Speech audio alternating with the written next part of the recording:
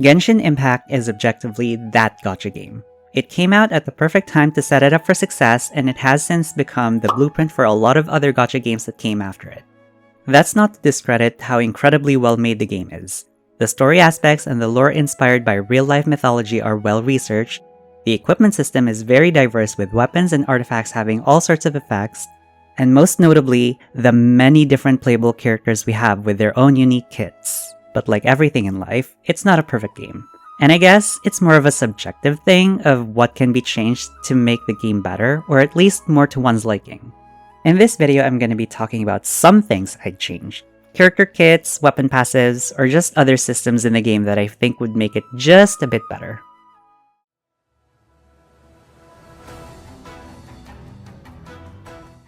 What I like about this game is that you can use anyone you'd like if you build them properly. Mostly. To varying competitiveness, of course. In terms of following the meta, I would say that I do tend to pull for characters who seem strong and would help me in endgame content. But I don't lean on the very end of that spectrum. I do also have the favorites over meta mentality sometimes. I wished for Sigewinne and her weapon, for crying out loud. I think right now I'm in a pretty good place where I can have a balance between drawing for strong characters and just the ones I like. Except, it does feel kind of bad when the characters that you like aren't very fun or don't work well with other certain characters. We'll get into that in a bit. So here are some characters I think would be interesting if they had some changes to their kit. Let's start small. Candace. Why is she not a shielder? I will say her kit is pretty unique. There aren't many characters who can give infusion to their teammates, so that makes Candace pretty special already. But come on, she's literally attacking with her shield. I think adding a shield in her kit wouldn't make or break her, and plus, it thematically fits her role as the guardian of Aru Village. Next, we have Yae Miko. A lot of people have already talked about how janky her playstyle can be, and I agree, but also she really does feel like all over the place. What's surprising to me is that she doesn't have a proper artifact set suited for her, especially because we have Shimenawa's Reminiscence. You know, the artifact set that looks like they're designed after Shrine Maidens, aka Miko. I don't quite know what it would look like, but I would have liked for her to have a playstyle that utilizes the Shimenawa set. Also, Overload. So if I'm not getting this wrong, Kitsunes are known to leave behind Kitsunebi, or Foxfire, which are these mystical flames that Kitsunes can produce. Before she came out, there were talks and rumors about her being able to use both Electro and Pyro, and that sounded very interesting to me. The concept of a being that has natural affinity to one element, that being Pyro for Miko, having a vision of a different element, Electro. We have characters who can canonically use different elements besides just the Traveler, but no one's ever been able to use different elements by themselves in combat. I think it would have been cool. But let's stay grounded for a second and say Miko can only use Electro. Well, when she first came out, Overload wasn't really a thing. That only came out after Chevros, I think. But it would be interesting to see a scenario where Yae Miko has her own mechanic of producing Foxfire if an Overload reaction occurs. I asked my friend what he thought about this concept, and he put some nice ideas on the table. He suggested that these Foxfire being produced by Miko can either be consumed by her to enhance her charge attack, which synergizes well with Shimenawa, or if she's off-field, be able to detonate them to deal direct overload damage. Similar to how Flynn's deals direct Lunar Charge or Nefer with Lunar Bloom, Miko's Foxfire will deal overload, which I found really cool. Speaking of Pyro, let's talk about the Archon. I've mentioned this in another video, but I really wish Mavuika was more supportive like other Archons we've had before than whatever she has now. That's not to say she's not strong. I'm pretty sure Mavuika teams right now have the highest DPS in the game. But you know how Furina enables Marechaussee for other characters with her HP draining mechanic? I was hoping Mavuika would have a mechanic where she shares Night Soul to characters to enable Obsidian Codex for them, while further buffing them by using the Cinder City artifact set. There were talks about a mechanic like that for Mavuika, but what we got instead is the highest damage dealing character in the game so far, which is still nice, I guess, even though she is definitely to blame for the HP inflation for endgame content, and I'm not even gonna get into that. I don't know how practical Night Soul sharing would be, and how that buffs other team members, but Hoyo could have done something with that. Also, having Night Soul doesn't only enable Obsidian Codex, it lets other characters use Cinder City too, and some weapons like, well, I think it's only Mavuika's weapon that has a Night Soul requirement. Maybe Night Soul sharing would be too OP actually. Next we have Baizhu, and I only really have one change I'd like for him. Make his HP scaling talent scale off of Elemental Mastery instead. I know his HP scaling is thematic with his character, but combat-wise it really does nothing for him. When Baizhu came out, he was an alternative for Nahida. Weaker damage and buffing, but can heal. Oh, but we have Yao Yao anyway. By making him EM scaling, in teams where you have Electro characters, his spreads would at least deal more damage than whatever they're doing right now. And judging from his signature weapon, they do want us to think that he deals damage. Except, you're incentivized to build him with lots of HP with his A4 passive. The biggest kicker, the quote-unquote damage dealing part of his kit, scales off attack. This character is all over the place. So make his kit scale off of EM, healing, EM. His tiny shields, EM. His damage dealing, add Elemental Mastery scaling like Nahida's or Citlali. Gonna have to adjust his signature weapon for that, but we'll get into that later. For now, let's talk about Sigewinne, truly the character who inspired me to make this video in the first place. Whenever the topic of worst 5-star character comes up, Sigewinne's name usually pops up, and as a Sigewinne main, I sadly have to agree. So what does she have?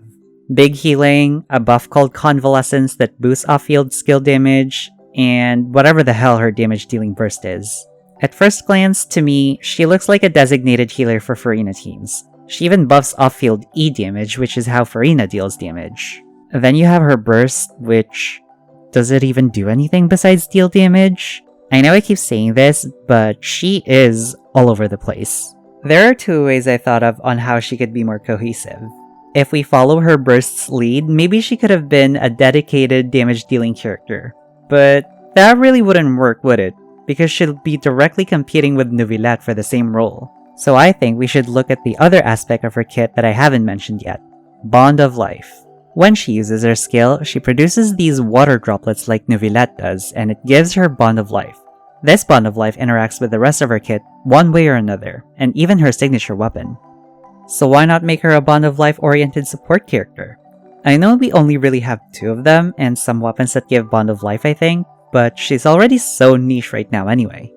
Why not make it so that whenever she collects her droplets, she gives Bond of Life to everyone instead? And the more Bond of Life gets healed, the more potent her buffs are. And that synergizes well with Arlecchino since she can't get healed in battle anyway. I guess she would enable the Whimsy set for other characters too in a way. This kit will definitely need some refining, and I'm not confident I'll do a cohesive job at it, but the concept is there I feel. I'm still using Sigewinne right now. I love her and I love healers in video games to begin with, but I do find it harder and harder to slot her into teams. Let's talk about some of the characters I was most excited for when I started playing Genshin. Lyney and Lynette. I like twin aesthetics in media. I'm a Gemini, it's kind of on brand I guess. Like many people, I theorized that when they would get released, they would be one character you can switch between. The concept is cool, but I did inevitably think that it would be detrimental for people who like one more than the other. I love both of them. Lyney a bit more, but I still love Lynette a lot. And when they were announced to be separate characters, I had all my hopes and dreams that I could use them together in a team. And that's not really what we got. I mean, you can do that, but there are just better options for Lyney than his twin sister. So I have a few adjustments I'd like to make for Lynette so she can be more synergistic with her brother. But let's talk about animal characters for a second. Most of them are relegated to being users of the Viridescent Veneer set. And yeah, that by itself is already a big boost to a team's damage, but most of them have something to set them apart from each other. Jean and Sayu can heal, so can Aoife along with his electrocharged buffs. Sucrose can share her EM to the party, so can Lanyan from a constellation and Heizo to a smaller extent, with one being a shielder while the other one has higher personal damage. Venti refills energy and Kazuha has elemental damage buffs on top of their amazing grouping. And even Mizuki has... whatever the hell Mizuki has. Throw buffs, I guess. Let's mention Shenhe too with her plunge mechanics. What is Lynette's differentiator? Is it the attack buffs tied to her Ascension 1 passive? That honestly never felt significant. So here's my idea for how she can stand out a little bit more while making her work better with Lyney. We're going to make her a charge attack oriented support. First change, her Ascension 1 passive. Instead of party members' attack increasing the more diverse it is, we switched that up so it caters to Lyney's passive of wanting more pyro characters in the team. Next up, her Ascension 4 passive. Right now, how it works is that it makes it so that her bursts, extra shots, deal more damage. Instead, we'll make it so that the active member gets a flat damage increase, kind of like how shenhe works, but only for charge attacks. It'll have to be a reasonable amount, and I'm not smart enough to dictate that. Someone run the numbers for me, please. Finally, her C6. We'll keep her Anemo Infusion for the ones who like to play her on field. Hi, that's me.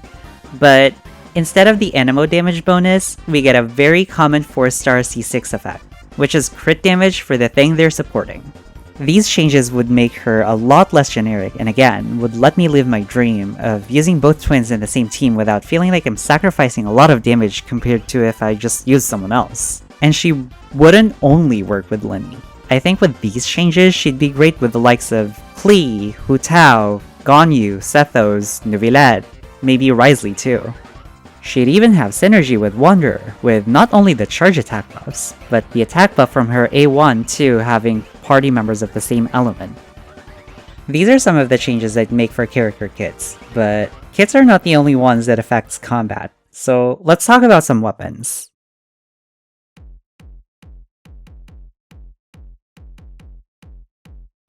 Remember the changes for Baizhu? Just do the same thing for his weapon. Change the HP substat to EM, and make the passives buff scale off of EM too. I don't think it'll save how underwhelming this weapon is. Boom. Roasted. But it does have something I truly appreciate and will be coming up a lot soon. Energy regeneration. Speaking of bad weapons, what even is Vortex Vanquisher? Zhongli was already, again, all over the place when he released that they had to buff his kit because of how disappointed people were.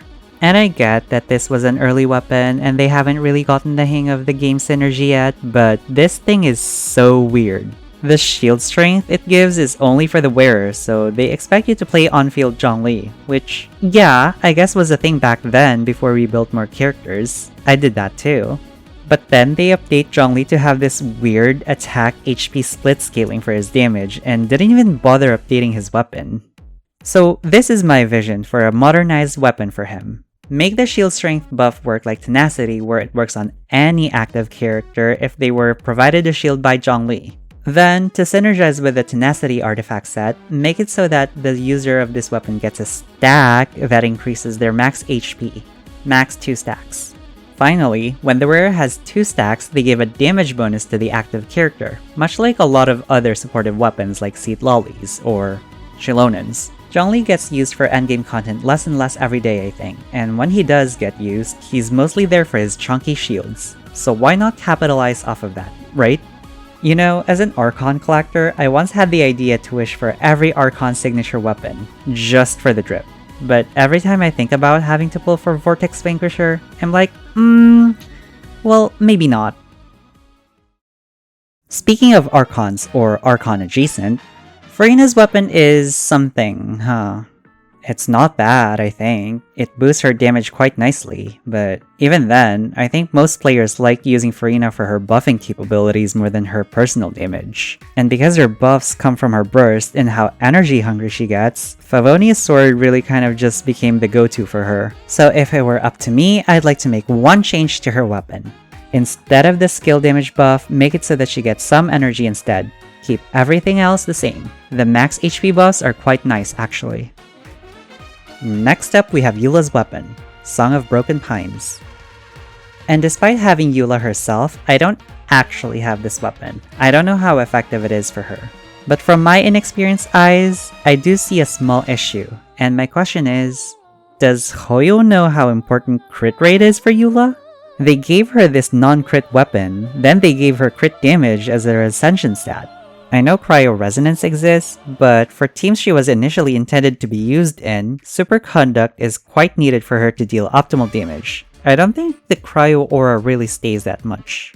And Eula's biggest damage contribution comes from her very explosive one-hit burst, and if you miss the crit on that, it's a big damage loss. So instead of the passive effect, I'd like to just change the stats instead. Instead of physical damage bonus, give it crit rate instead, and then lower the base attack for the amount of substat to make sense. Eula is already so hard to build. Not only does one need to build crit stats, she's also very energy hungry in a lot of teams, so you might need to build decent ER for her too. I think sacrificing some of the base attack and the physical damage from her weapon to give her more crit rate would make building her a lot easier. Last for the weapons, Calamity Queller. Like the previous one, I do have Shenhe but not this weapon. Despite that, I would make some tweaks. Keep it mostly the same, but instead of the elemental damage buff being only for the user of this weapon, make it a team-wide buff for characters that are of the same element as the user. Since Shenhe's whole shtick is being a dedicated cryo buffer, it's a nice incentive to have more cryo damage dealers in the party. Also, let's change the substat to ER because, say it with me, ER is the most important stat in this game. For the most part. Put an asterisk on that.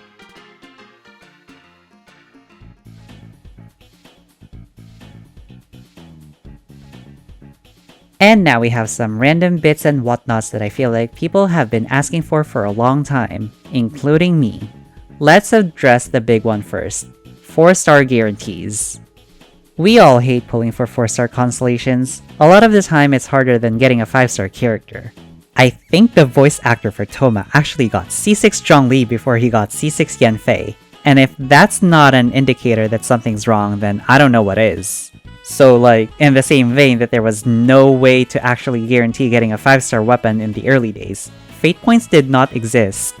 They had to change that because people would spend so much money and still not get the weapon they wanted. I feel like 4-star characters are just as important as 5-star weapons, so having a way to guarantee getting a 4-star would be so nice. I don't really know how it should look like that would appease both the company wanting to make a profit but also making it easier for the players to get these 4-stars. 4-star characters won't really break the game anyway, the same way C6 5-star characters would, so why not? The other big one is being able to play past flagship events. There's so much lore locked behind a lot of these quests. Most infamously, the first Albedo event, and the other one after that. Not just because of the lore, but because of festering desire. Honkai Star Rail lets us play past events and just removes the limited time rewards. They're even adding past event light cones, the equivalent of weapons in that game, in a shop. These event weapons are hardly going to shake up the meta. At the very least, let us have a way to get them. Let us grind for them. Just some way for them to be available. As for the stories, I mean, maybe they haven't added them permanently because of how big the game's files will be if they were permanent, but I'm sure they can do something about that, implement a system where we can delete or re-download old story files. Come on! Other than those two, it would be nice to see some smaller changes or additions, like being able to rewatch cutscenes from past quests, having our mannequin or mannequin as elements separate from our traveler, also be able to rename them infinitely. Also, more outfits for the traveler? Hello? We've been to multiple nations by now. We've gotten accessories like the kitsune mask or flower crowns. Come on now. They don't even have to be full outfits, just some accessories or something. Anything. Also, you know what? Before I forget, artifact loadouts. Enough said.